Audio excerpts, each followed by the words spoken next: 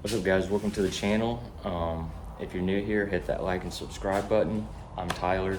The truck back there is the Sandworm. Today we're going to be trying something new that I've never done before. We're going to try wrapping something, and this is the wrap that I got. But anyways, if you're like me, you don't like the piano black in the truck in the center console because it scratches easy, shows fingerprints easy. So today we're going to wrap it. And I got a heat gun, X-Acto blade, and the wrap here off Amazon, and I'll link all these materials below. I actually already did this, but my mic's messed up, so the whole video was silent, so I have to redo this intro, and I'm gonna have to voice over this whole thing. So make sure you like and subscribe, and I'll show you guys the process and then the final product, and I will let you guys know it does look amazing. So stay tuned. All right, so here we are taking this rubber mat out so that we can get our fingertips behind the plastic trim. And I actually go and get a pry tool so that we can do this a lot easier. If you have a pry tool, I recommend using it. It made this process a whole lot easier. And definitely take your time doing this so you don't break the clips. But eventually we do get this out, and I will show you when you're doing the front side of this trim. Right now we got the back side pop. When you're doing the front side, you got to be careful not to stick your pry tool in too far because there's two plastic pieces. We're wanting the top one, but there's a bottom one that you don't want to accidentally pull up. So you don't want to stick your pry tool in too far and pull that top one out. And like I said, work this process slow so you don't break any of these clips. I went back and forth probably 20 times just being careful so I didn't break this because I didn't want to have to buy a new trim piece because I'm sure it's expensive.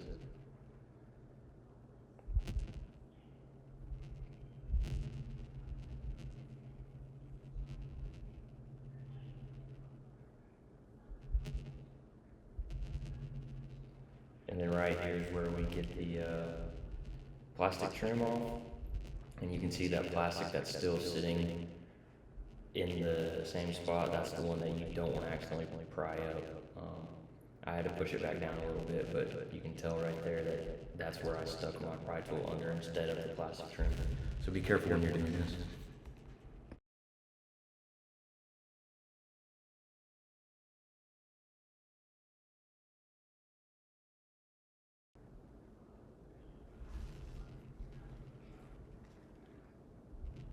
Okay, and so here, and I apologize for my mic echoing. I don't know what's wrong with this whole video clip, everything that's going on. But anyways, here I'm just Windexing the surface of the trim before I put any vinyl on it, just to make sure it's all clean and smudges and hair and everything's off of it. I'd recommend using alcohol, but all I had was this Windex, so that's what I used, and then just made sure I dried it off and used a microfiber towel. And once it was clean, that's when we started wrapping it. I made sure to cut, just so I didn't have a whole lot of excess wrap to work with. I cut myself a 12 by 12 inch square piece. That was enough to cover it and wrap underneath. And then we used the heat gun to make sure we kept all the wrinkles out. And the heat gun actually worked because we could heat up the wrap and it made it more flexible, and we could stretch it a little further just to make it a little bit more tight on the surface of the trim that we're wrapping. And it also helped if you got a wrinkle, you could pull the wrap back up and use the heat gun, and the vinyl would retake its shape and the wrinkles would be gone.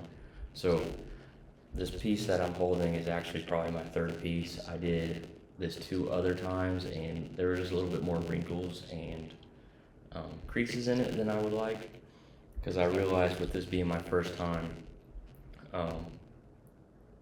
with a curved surface, when there's big curves or circles or anything like that, it's, unless you're a professional, it's like nearly impossible not to have wrinkles. I tried and tried.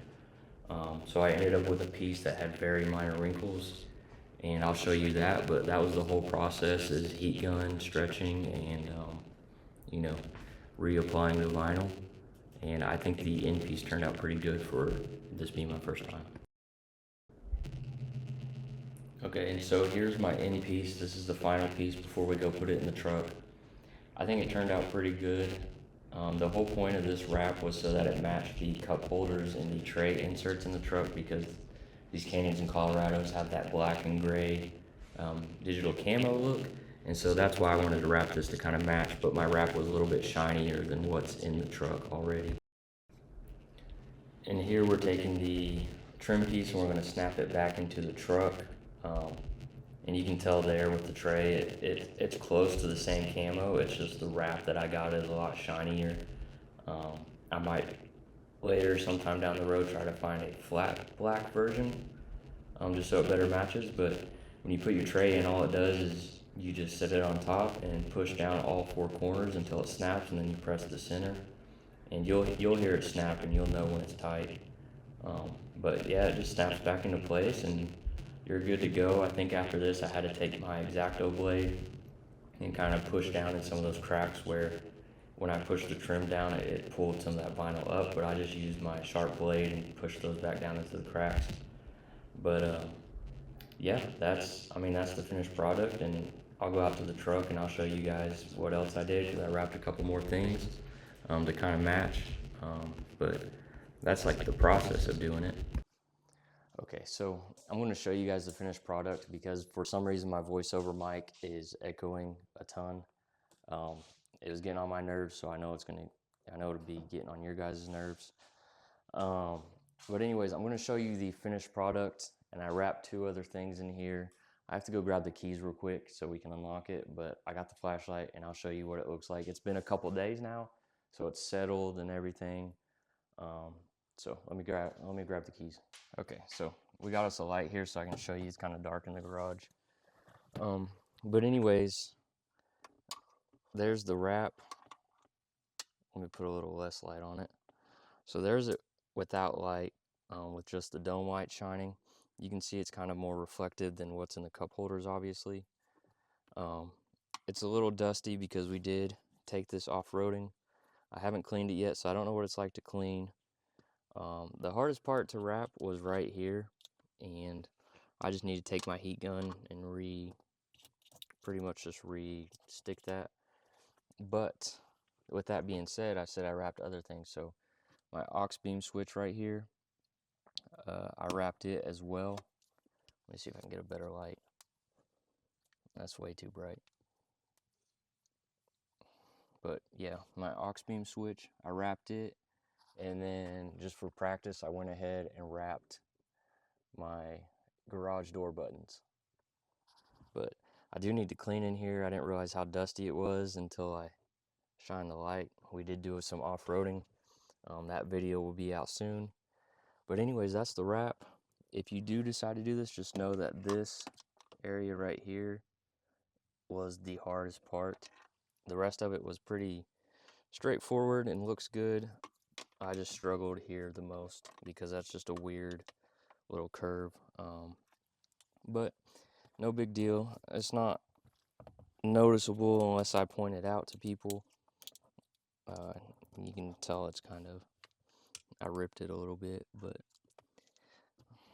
not a big deal to me. It actually just, that rip actually made it easier to push in. So, but anyways, that's it for the video. Make sure you like and subscribe. This was fairly simple, and I have plenty of wraps, so I can try this again if I, learn some tips and tricks that make this a little easier.